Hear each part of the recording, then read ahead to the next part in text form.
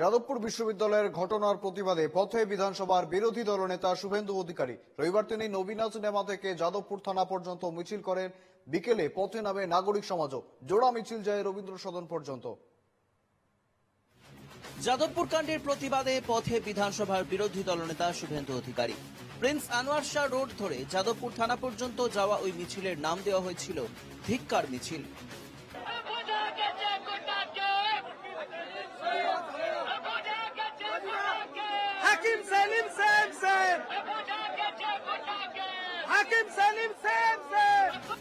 মিছিল থেকে পয়লা মার্চ যাদবপুর বিশ্ববিদ্যালয়ে ঘটে যাওয়া ঘটনার তীব্র বিরোধিতা করেন বিরোধী দলনেতা শুভেন্দু অধিকারী।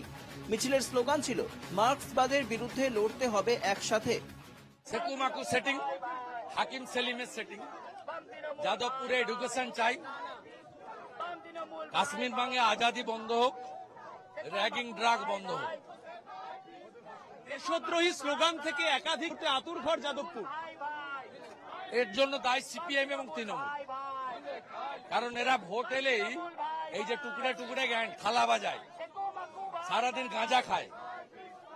এই গাঁজা পার্টি আপনার ভোট এলেই বলে no vote to BJP, no vote to Modiji. এদের বাঁচিয়ে রাখার দায়িত্ব মমতা ব্যানার্জি। মিছিল থেকে পরবর্তী কর্মসূচিও ঘোষণা করলেন শুভেন্দু অধিকারী। তিনি জানান, আগামী 16 মার্চ যাদবপুর বিধানসভায় বিজেপি কর্মীদের নিয়ে একটি কর্মসূচি করা হবে। তিনি বলেন, 2026-এ ক্ষমতা এলে সেখান থেকে দেশ বিরোধী শক্তিকে ছুঁড়ে ফেলে দেওয়া হবে। আপনারা ক্ষমতা এলে কি হবে? যাদবপুরকে শান্ত করবে? দেশের মধ্যে দেশ বিরোধী শক্তিকে তুলে ফেলে দেব, যাদবপুরের হিত গৌরব ফিরে আসবে। জেএনইউ এর কায়দায়? কোন কায়দায় সে দেখা যাবে। বাংলার কায়দা বাংলাতেই হবে, অন্য কাউকে নকল করার দরকার। রবিবার বিকেলে যাদবপুর কাণ্ড নিয়ে পথে নামে নাগরিক সমাজ। জোড়া মিছিল যায় রবীন্দ্র সদন পর্যন্ত। একটি মিছিল যায় হাজরা থেকে রবীন্দ্র সদন, অন্যটি যায় ধর্মতলা থেকে রবীন্দ্র সদন পর্যন্ত।